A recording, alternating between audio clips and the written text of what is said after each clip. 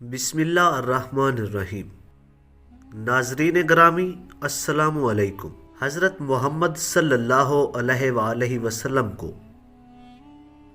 اللہ تعالیٰ نے تمام مخلوقات کے لیے ہادی بنا کر بھیجا۔ آپ صلی اللہ علیہ وآلہ وسلم نے انسانوں کے ساتھ جنات کو بھی اسلام کی دعوت دی اور کئی جنوں نے اسلام قبول کیا، جبکہ کچھ سرکش اور نافرمان ثابت ہوئے۔ قوم جنات کا انسان سے ٹکراؤ حضرت سلیمان علیہ السلام کے زمانہ سے ملتا ہے، جنہیں جنات کو قابو کرنے کا معجزہ عطا کیا گیا تھا۔ اسلام کی آمد کے وقت جنات کا انسانی علاقوں میں دخل اور مسکن کافی کم ہو چکا تھا، لیکن ایک ایسا واقعہ پیش آیا جب نبی کریم صلی اللہ علیہ وآلہ وسلم کے حکم سے مولا علی علیہ السلام نے ان جنات سے جنگ کی، اور ہر غزوہ کی طرح اس جنگ میں بھی حیدر کرار فاتح رہے۔ اس جنگ کو جنگ بحر العلم کہتے ہیں، جس کے بارے میں مورخین اور راویوں نے بہت ہی کم لکھا ہے۔ یہی وجہ ہے کہ اس عظیم اور خطرناک ترین جنگ کے متعلق بہت ہی کم لوگ جانتے ہیں۔ میرے پیارے سے ناظرین، واقعہ کچھ اس طرح ہے کہ ایک مرتبہ حضور اکرم صلی اللہ علیہ وآلہ وسلم اپنے تمام صحابہ کرام کے ساتھ ایک ویران جگہ سے گزر رہے تھے۔ نبی کریم صلی اللہ علیہ وآلہ وسلم نے دریافت کیا کہ یہ کون سی جگہ ہے؟ حضرت عمر بن امیہ زمری نے جواب دیا، اسے وادی کثیف ارزخ کہتے ہیں۔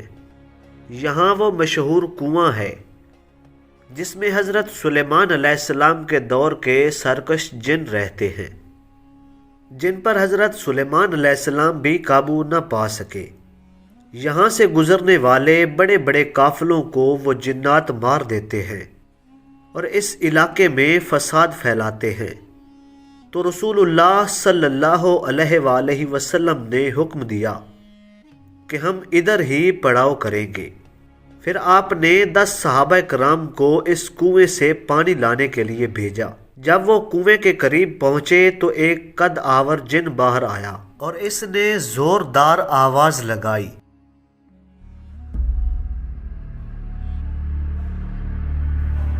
اس کی آواز میں اتنی شدت تھی کہ اس جنگل میں موجود درختوں کو آگ لگ گئی، اور اس کی ہیبت کو دیکھ کر وہ صحابی بھی نہ ٹک پائے۔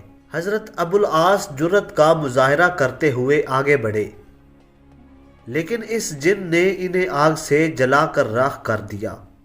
باقی صحابہ کرام نبی کریم صلی اللہ علیہ وآلہ وسلم کی خدمت میں حاضر ہوئے اور ان سے پورا ماجرا بیان کیا۔ اتنے میں جبرائیل امین نازل ہوئے اور نبی کریم صلی اللہ علیہ وآلہ وسلم سے کہا کہ ان جنات کا مقابلہ کوئی نہیں کر سکتا، لہٰذا آپ حضرت علی المرتضیٰ کو بھیجیے۔ حضور اکرم صلی اللہ علیہ وآلہ وسلم نے مولا علی علیہ السلام کو علم دیا اور آپ علیہ السلام کو اس کنویں کی طرف روانہ کیا اور ان کے لیے دعا فرمائی۔ حضرت علی علیہ السلام اس کنویں کے قریب پہنچے تو وہ جن پھر سے ظاہر ہوا۔ مولا علی علیہ السلام نے اس جن کو اپنا تعارف کروایا اور دین اسلام کی دعوت دی۔ یہ سن کر وہ جن غصے سے آگ بگولا ہو گیا اور اس نے حضرت مولا علی علیہ السلام پر خطرناک وار کیا۔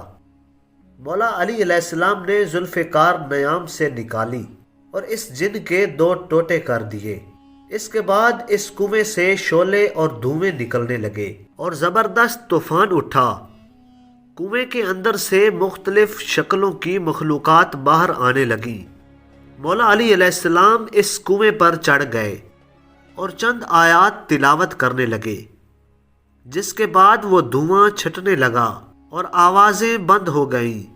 آپ علیہ السلام نے کنویں میں ڈول ڈال دیا، مگر اس ڈول کو جنوں نے باہر پھینک دیا۔ مولا علی علیہ السلام نے فرمایا مقابلہ کے لیے باہر آ جاؤ۔ یہ سن کر ایک جن باہر آیا جسے آپ نے قتل کر دیا۔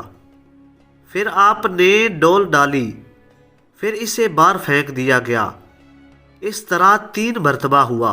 پھر آپ علیہ السلام نے باقی صحابہ سے فرمایا، میں کمر میں رسی باندھ کر کنویں میں اترتا ہوں، تم رسی پکڑو۔ صحابہ کرام نے رسی پکڑی اور آپ کنویں میں اترے۔ تھوڑی دیر کے بعد رسی کٹ گئی۔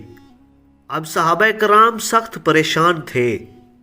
اتنے میں کنویں سے چیخ و پکار آنے لگی۔